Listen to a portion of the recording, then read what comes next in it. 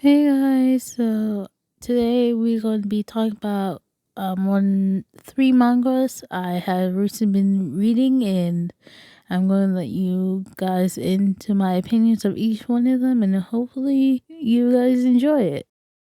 So the first one is Your Smile is a Trap. Completely finished it. I'm hoping to see the next season later on this month. I think it's coming out this month. It is really good. So I love both of them. They're both struggles. I kind of relate to Lily because I kind of have the same issue with people had. I have like a very cold face, and people misunderstood me and all that stuff, and it's kind of relatable. And Kiyu, I think that's his name, and how his mom forcing him to be an idol because she's very controlling, and I'm happy that she close to the end she got therapy and trying not to be controlling, and the situation with his grandma and stuff like that, and I'm very proud of her. And hopefully in the upcoming season we get a little bit more how it came. Well, we know what it came to be because she kind of struggled in high school and all that jazz. And I'm really happy that it didn't went out the route of True Beauty the manga. And it didn't run out that way when Lady becomes magically beautiful and all this type of stuff. I'm really happy they went that way too, because I was kind of expecting that, and that's why I was kind of put off by it, because I was like, oh, it's gonna be like True Beauty, it's gonna be like, and I really didn't want to see it. Not to get me wrong, True Beauty is really good, but it's the classic, 2000s girl take glasses off. She's magically beautiful. She can see the world and all that stuff. And I don't like that trope. I don't like that trope in the movies. I didn't like that trope in manga.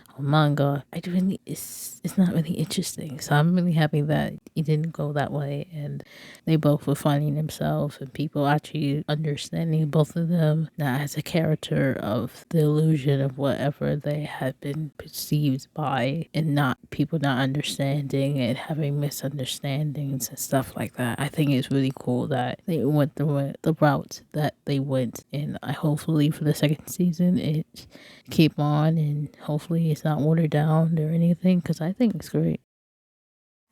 So the second one is Beast Won't Let Me Sleep, and obviously it's not done. It's still ongoing, and I'm cheap and I don't want to pay the AdSense. I just don't. But the story so far is a good premise. Adele is the woman, Chris is the man. They have history, and Adele has been in a horrible marriage. She's the witch of the town. She's the devil, and Chris, it was a young boy who is, I think, a half wolf, civil half wolf, and Adele is afraid of wolves because her mom and they were quite violent. So Chris is kind of hiding the fact that he's a wolf, and I like the premise of they're both struggling, because Chris is underneath the king, and the king wanted to keep Chris, on a leash, obviously, because he's a sergeant. He's have his credentials in war, and he wants to have a leash. And Adele just want to have a peaceful life in the countryside, not to be bothered. She has a tattoo on her back. I'm forgetting the name, and she just want to live her life as much as she can because she is tired. No one believes her if she struggles, and they rekindle.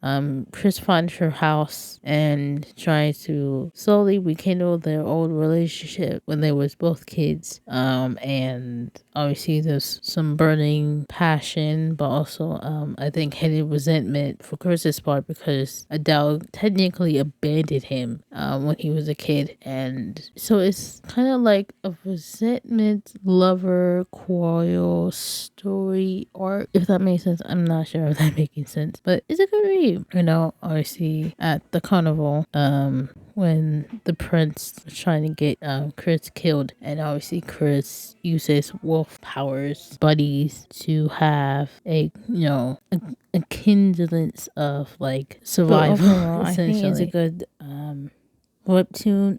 Obviously, like I said, it's still ongoing, but I like how they growing through the differences. Obviously, Chris is still hiding the fact that he's a werewolf, and he's scared of the reaction because how the wolves killed Adele's mom, and she's kind of afraid. So it's a double whammy, and hopefully it's, a good thing.